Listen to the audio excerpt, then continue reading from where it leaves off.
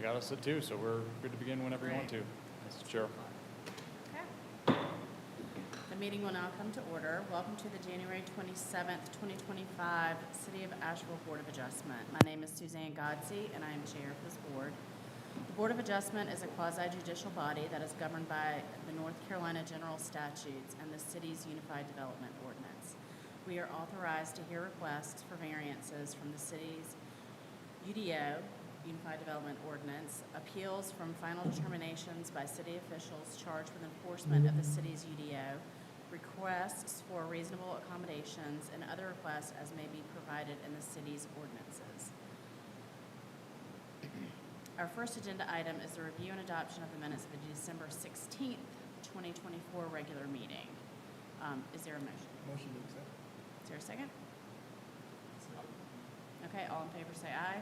Aye. Aye. We now begin the evidentiary hearings for the cases listed on the agenda. In hearing cases, the board conducts a quasi-judicial evidentiary hearing. That means it is like a court hearing. State law sets specific procedures and rules concerning how this board must make its decisions. These rules are different from some other types of land use decisions like rezoning cases, which are legislative in nature. This board's decisions are constrained by the standards in the city's ordinance and the facts presented at the hearing. The board hears and considers evidence presented at the hearing and applies the standards set forth in state law and the city's ordinance. The board must base its decisions upon competent, material, and substantial evidence presented at the hearing. If you will be speaking as a witness, please focus on the facts and standards, not personal preference or opinion. Participation is limited. This meeting is open to the public. Everyone is welcome to watch. Parties have rights to participate fully. Parties may present evidence, call witnesses, and make legal arguments. Witnesses may testify as to facts to which they are competent to testify, as long as those facts relate to the legal standards.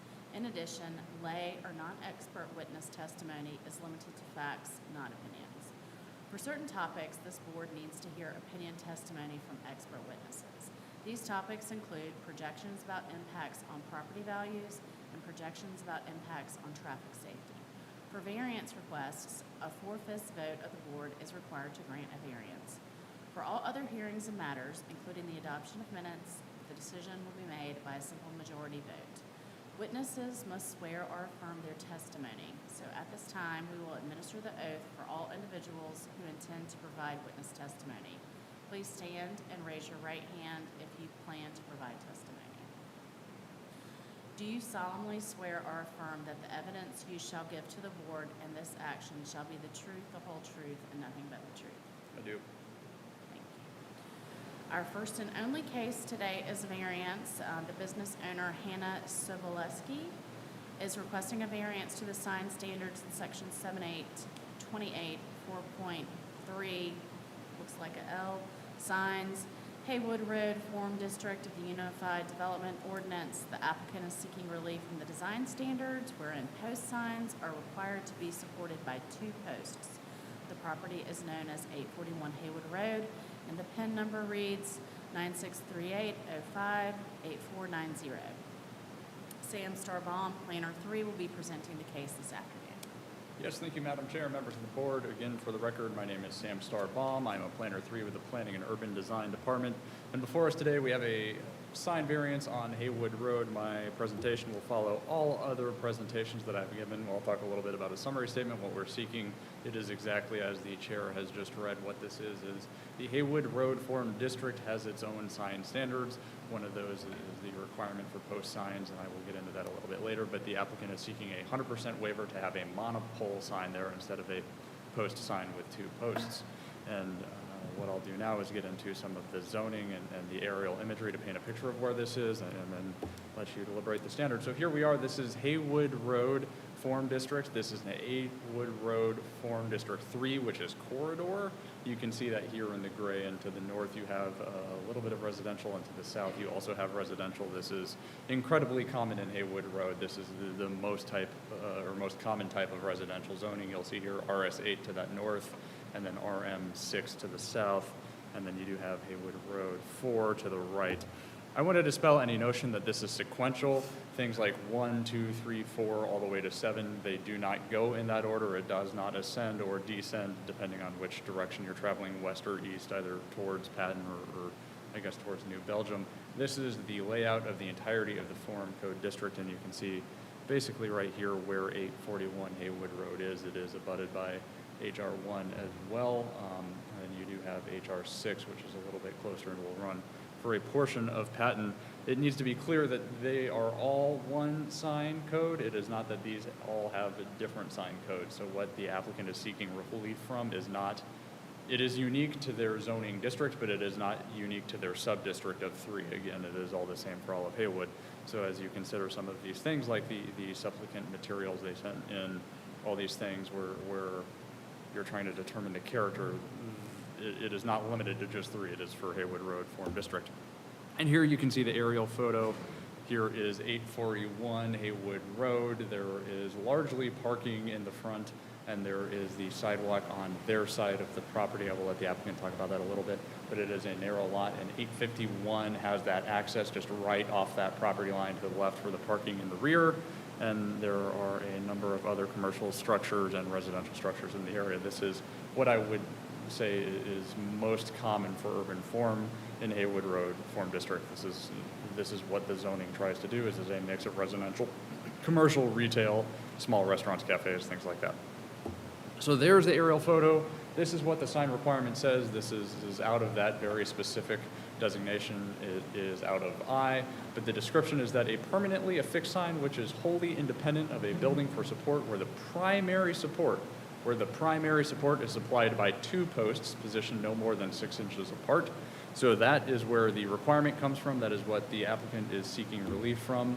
And this is the sign application. So this is something not uncommon for the city processes, as they did receive building approval prior to zoning approval. This is the stamped building plan from Amy Pollard. This is the sign you can see on the left. Again, it is a monopole. Hannah is the applicant representative. The applicant is actually the business, which is the House of Black Cat Magic. Did I get that? Yeah. And there is the sign with its dimensions. I have pulled out a sign so you can look a little bit closer. And again, the difference here is that this is not a 2-post sign. It is, in fact, a monopole. And this is all the dimensions on the sign. And this is from a site visit where the required posting went. I have put in a yellow arrow where they are proposing to put the sign and why this is on hold. Again, you can see stormwater element sort of in the back, sort of water. There is some backflow there. This is just on their property, and then because of the nature of parking and other zoning requirements for Haywood Road Form District, all their parking is off in the gravel, and then their building is there. So this is facing west, again, as you're going towards Patton, facing east like you're going to New Belgium or Beecham's Curve. Just from the other side, you can sort of see that tree, and this is actually standing in the driveway of 851. It's facing northeast, which is looking up the driveway of 851. You can more or less see where the property line is, where that asphalt ends, on the side of that building, and then facing directly north for their building, where there is some grass there, but largely, again, this is gravel to meet the parking requirements. And it is also worthy of note that this did have to go forward to receive additional council action to put in a cat cafe. They had to change the zoning text to allow cat cafes in Haywood Road 3. So this is the second time the applicants have made a trip to the city for permissions for their business.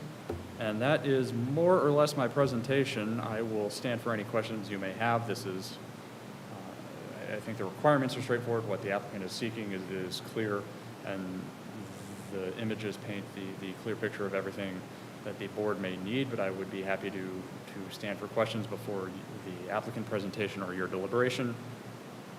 Thank you. Does anyone have any questions for Sam? Is the sign conforming in all other ways?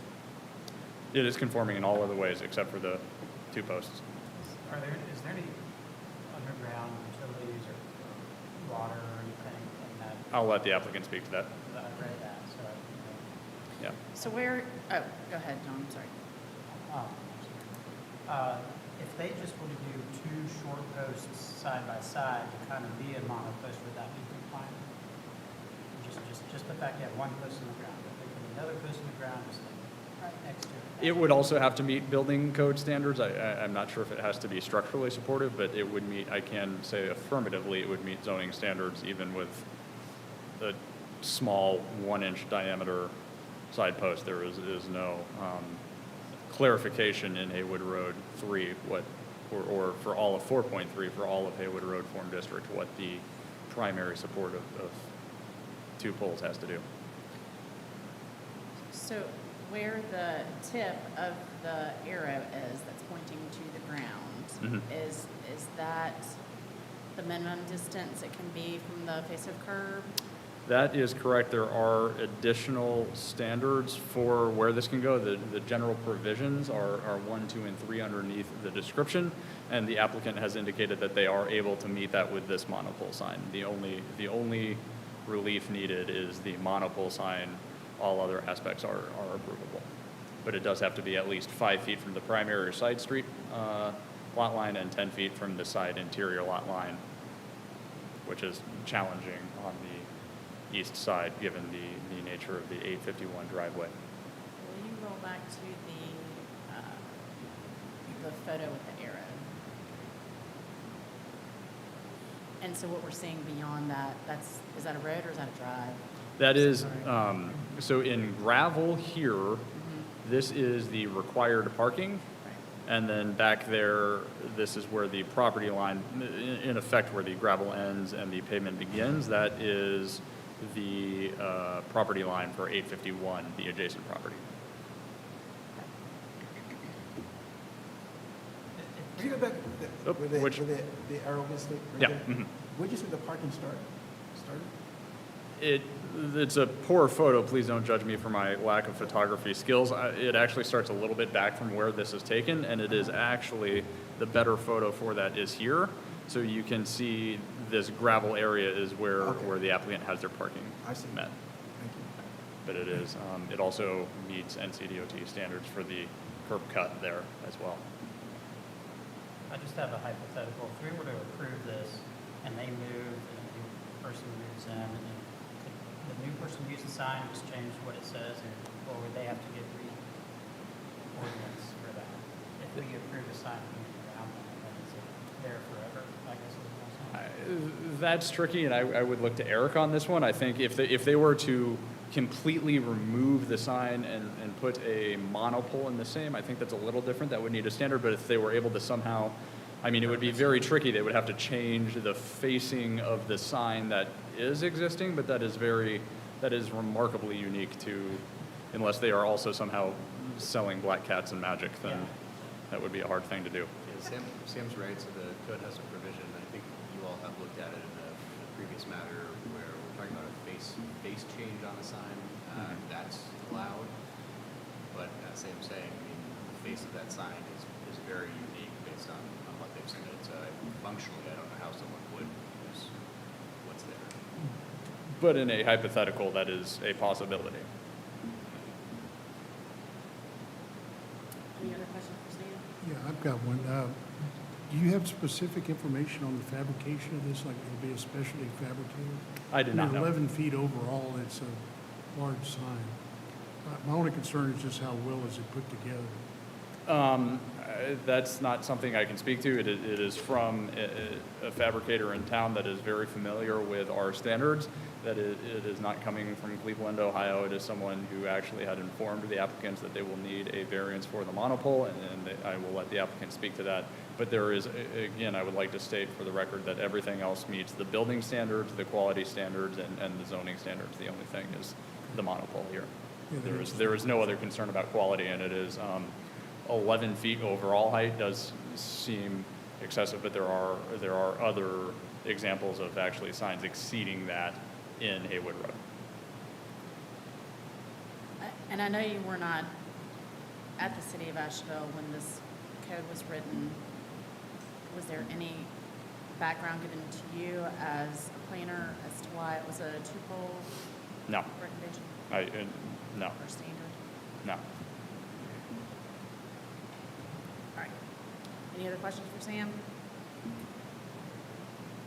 Okay. Do the applicants have a presentation or additional testimony for the board to consider? if you want to speak, you're more than welcome to use any of those. Okay, thanks. Yeah, so my name is Hannah Soboleski. I'm one of the owners of House of Black Hat Magic, and this is Star. Star Bustamante. Bustamante. We own it together. Yeah. So everything, they pretty much said everything in the presentation. The biggest thing for us is that, especially after the hurricane, we don't really have extra funding that we can then, we've already paid for the sign in the design that it is now. And if it were to have to be reconfigured or redesigned, then we would be having to pay more money on top of what we'd already paid. The sign cost $10,500, and that was actually donated to us by a local that wanted us to succeed, that we really appreciate. And we, at the time when we submitted the design, this not your all's fault, but it was told to us that it would meet the standard for the UDO and that we could just pay for it, get the approval, and that it would be installed. Obviously, that's not what happened, and it turned out that it was because it needs 2 posts. But at that point, we had already paid for the sign and kind of gone all the way through everything. So at this point now, with the hurricane, we've lost $30,000 for our business of financial damage. Like a lot of other small businesses, we received $7,000 in grant money, and that's it. So we are trying to dig ourselves out of a hole as a small business in West Asheville, and it would be really helpful if people could see our business from the road. Any other time, I would have just said, okay, I'll just redesign the whole thing and we'll just have to eat it and just pay that money, but we don't have that money right now. And it would really help us to recover financially from the hurricane if we could get this sign. Yeah, and there are also, literally all around us, there are multiple examples of single post signs that were grandfathered in. Like across the street, how many, just in our block? Do you have those pictures? I don't have the pictures on here. They Okay. are in that packet, so if you go to, I want to say, Exhibit 2, the applicant has provided materials where there are photos of monopole signs in Haywood Road Forum District. You can take a, if you can confirm you have those, they should be there in the packet, and then I will, and as Bree has pointed out, there is one across the street. You did this from the planning perspective. This is a sticky wicket, as I have told the applicants, as I believe Daniel has told the applicants, as everyone tells anyone that walks into the planning department, we ask that you not covet your neighbor. We don't know the circumstances under which they were passed, anything like this. And then, though, we turn around and ask them on question 4 for the application, is this in the spirit of the law? Does this meet the nature of the regulation?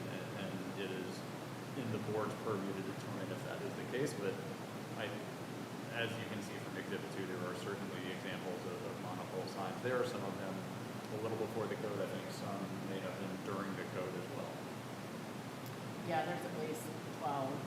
Yeah. Many of them are pre-Hayward code. Some of them are, but yeah, some of them I can't confirm. Quite a few are Yeah. also not. When's it going It's Hayward code adopted. 2016, 17? Yeah, it's around there. I can confirm that. Earlier.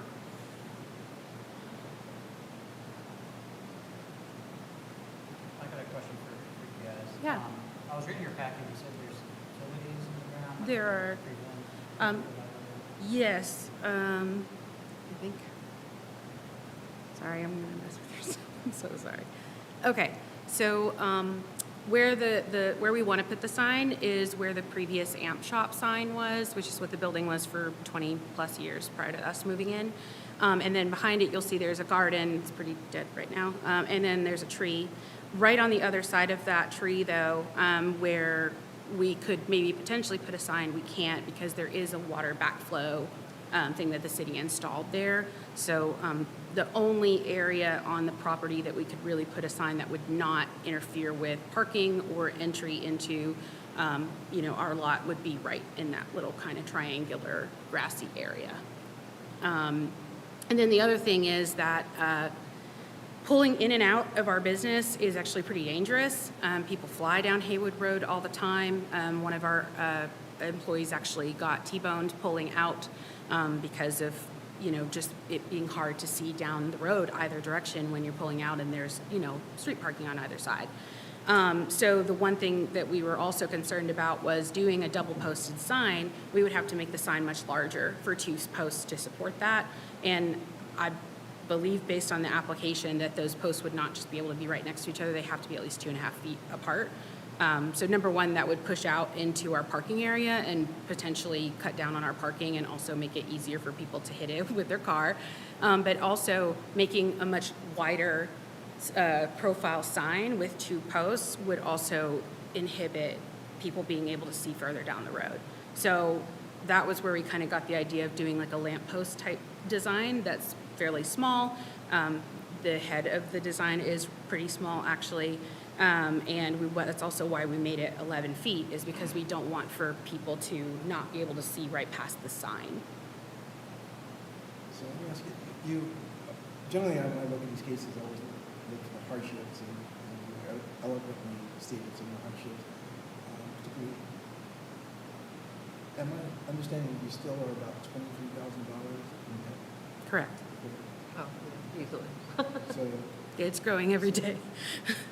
so this sign has caused you hardship, financial hardship? So I think the hurricane is what caused us the hardship, but we haven't had the sign. We actually paid for it in February of last year. And then we were trying to work with the local company, Signorama, to work out like how we could get it installed. And we just opened almost 2 years ago. So not having street signage where people could really see us very well, we believe is part of why we haven't been able to really kind of get ahead. So we wanted people to be able to see us better coming down the road, walking down the road, because right now the only signage we have is a decal on 2 windows of our building. And we are set back pretty far from Haywood Road, so if you're coming down the road and you don't look over, you wouldn't see us necessarily. So that was our reasoning, was that, to try to help us to kind of get ahead and, succeed as a small business in West Asheville. We wanted to have a sign that people could easily find us. But then the hurricane happened, and that $30,000 actually came from the financial damage of not having any tourism or anybody coming in to hang out with the cats or visit us. So that the $30,000 damage was, if we included the money that I paid for the sign, that would be $40,500. And additional money would be required for the particular type of materials of the sign? I don't believe it's the type of materials. It would be the extra materials, because like I said, I did make the sign. When I designed it, designed it after a lamppost style, like an old kind of lamppost that you might find in Biltmore Village. I thought would be really cool. And I did make it tall enough and also small enough, even at the top, that it would not impede on anybody trying to look for traffic. But that also it could be seen over the cars that are all parked on the road. And people could still find us. But I believe it's because of the fact that the top of the sign itself and the way the sign is designed, putting 2 posts on it, not only would we have to have extra material for that second post, but also it would be required to be a certain length apart from each other, the 2 posts would, which would mean that our sign would have to be significantly larger, which number one, I think would not be helpful trying to pull out on Hayward Road and not get hit by somebody, but also would cost a lot more money for us. And I'm sorry, Madam Chair, just to clarify, so Haywood Road was actually September of 2014, the most substantial update that did come in 2017. So we've been living with this ordinance for a minute, but be that as it may. Yeah, I have 2 questions. One was, what happened to the existing sign that was there, the amp shop? I remember that. I think they took it with them. It wasn't there when we moved in, yeah. Okay. And then you said someone said that it was in compliant with, it was compliant? Yeah, Who was that Sinorama to? said that. Who was it? It was Oh, it Sinorama. was Sinorama. Yeah, yeah. They said that it was compliant, and then we paid the money, and then later found out that it was not. Again, that's not your all's fault in any way, shape, or form, so, Do you you know, have that that's in just. writing anywhere? I do have that via email, yes.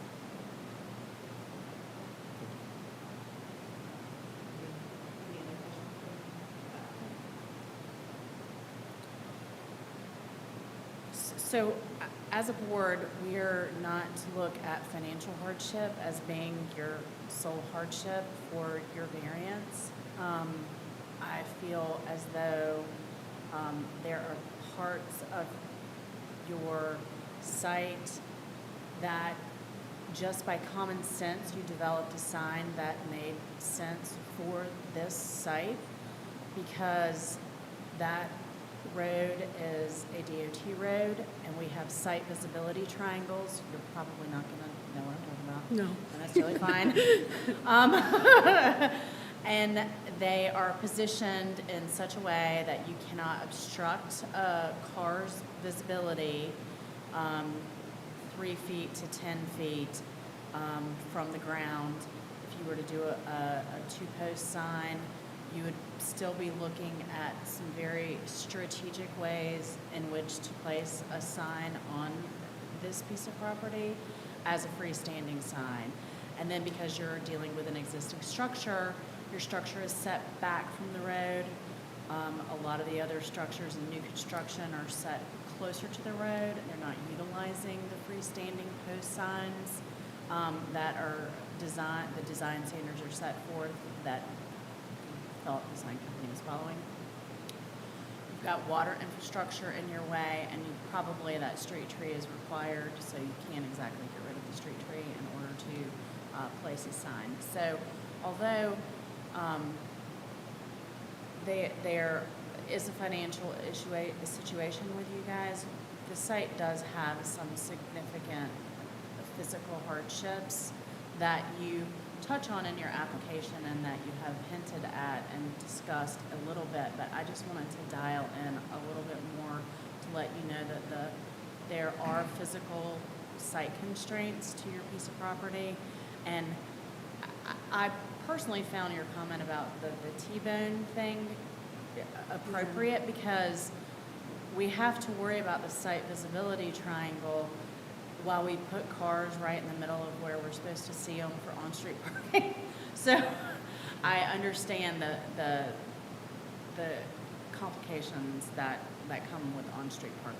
So It's a thing. I It mean, is. you really, depending on what time of day, you know, you just kind of hold your breath and hope for the best, Right. basically. But we can't afford to get rid of any on-street parking on Haywood Road. 'Cause Right, it's at exactly. such a deficiency, so. Well, and yeah. parking is another issue too, is that if we go with a two-post sign of any, you know, variation, we will lose parking. Because in order to fit the sign onto the property and make it conform to, you know, so it's not blocking anybody being able to see. It's 10 feet back from the road. We're gonna lose, We you would know, lose parking in that front area and have to take out probably the garden in order to accommodate it. So, I mean, there's just no good options, really. I mean, I guess the only good option is to just not have a sign. And the sign that was there previously with the amp shop was like a two-post smaller sign, but like I said, when we moved in, it was not there. Does anyone have any other questions for the applicant? Thank you. Is anyone from the public here that would like to give expert testimony or testimony from residents with standing? Seeing none, is there a discussion amongst the board, or is there a motion? As usual, specifically.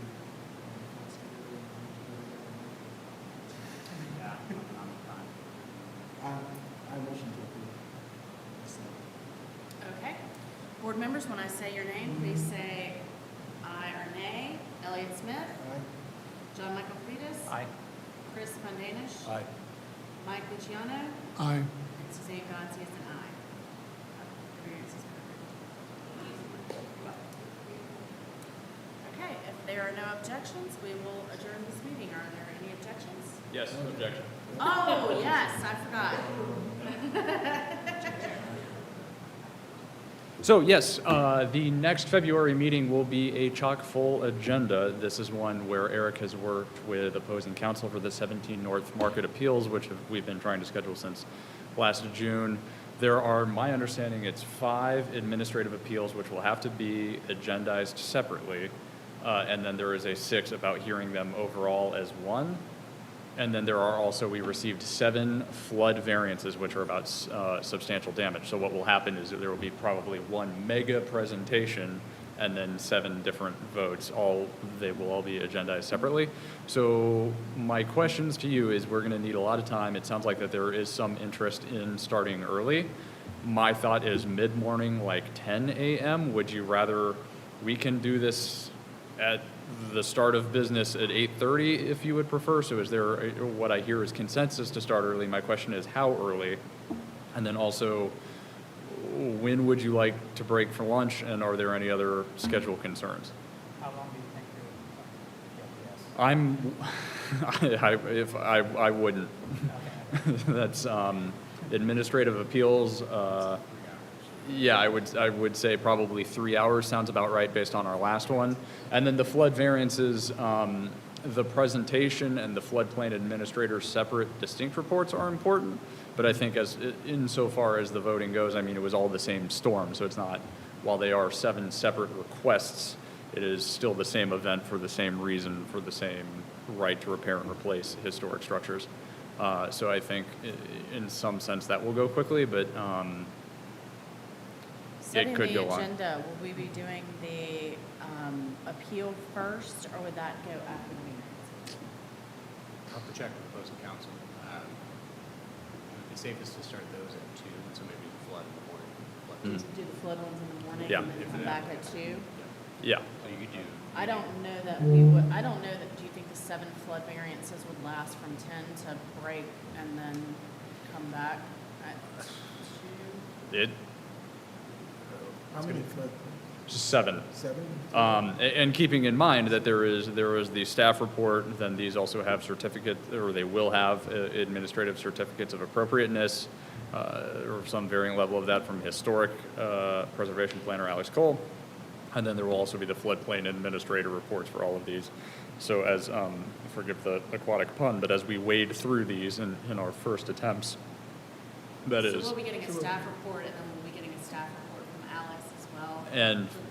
And one from Derek Wainscott, floodplain administrator. Okay. And I mean, the considerations are all going to be relatively the same. They're looking at, I mean, Derek's looking at how much floodproofing are they proposing, and Alex is talking about what that does to the historic character. So you're going to be looking at the same types of things for each one of them, but they are 7 distinct properties. Yeah.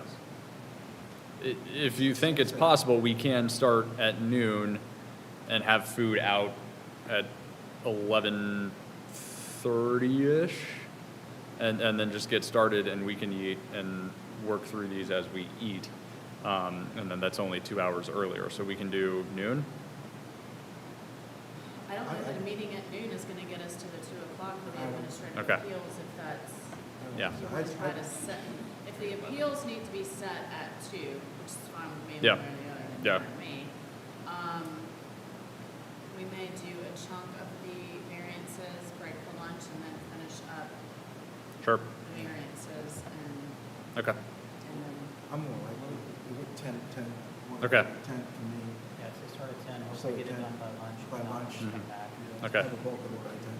And there. okay, does 10 work for everybody? Okay.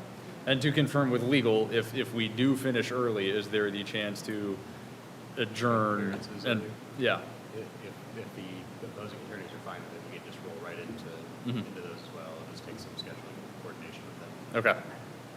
Excellent. All right. Clear as mud.